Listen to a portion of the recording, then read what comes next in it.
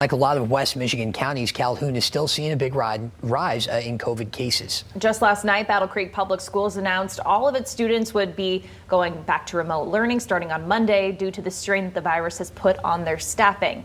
Our Lauren Coomer joins us live after hearing from the health department, and they're asking people to really buckle down and follow the state's latest orders. Lauren?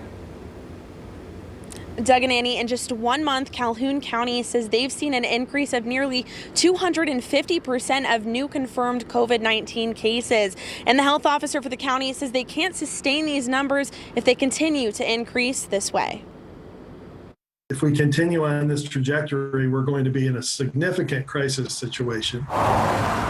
Like many other Michigan counties, Calhoun County is seeing an unprecedented surge in case numbers, reaching a cumulative case count of over 4,600 on Thursday. But now it's at an unprecedented scale. It continues to go up. Our 24-hour case rates are over 100 cases a day, which is something that we did not see at all in the first 3 months of this pandemic.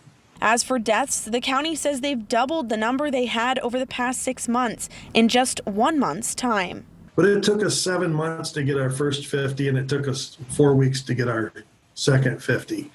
And that's a life. Each one of those is a family. They say their positivity rates are even higher. We need to have that percent positivity below 3. That's where it needs to be, so that, that's very little spread in the community. And we would be able to contact trace and case investigate appropriately at that point. But a 15% positive rate when you're doing 1,000 tests a day, that's 150.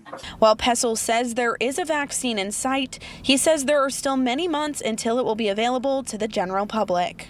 So until that happens, we all have to double down on our protocol. Yes, there's light at the end of the tunnel, but that light is going to be a dark next 4, 5, 6 months if we don't pay attention and stop this now. Pessel was telling me he feels like a broken record continuing to tell people, but he wants to get the message out. He's asking people to follow the new guidelines, wear a mask, social distance, and not gather so that everyone can be back together soon. Reporting live in Battle Creek, Lauren Coomer, Fox 17 News. All right, thank you for that, Lauren.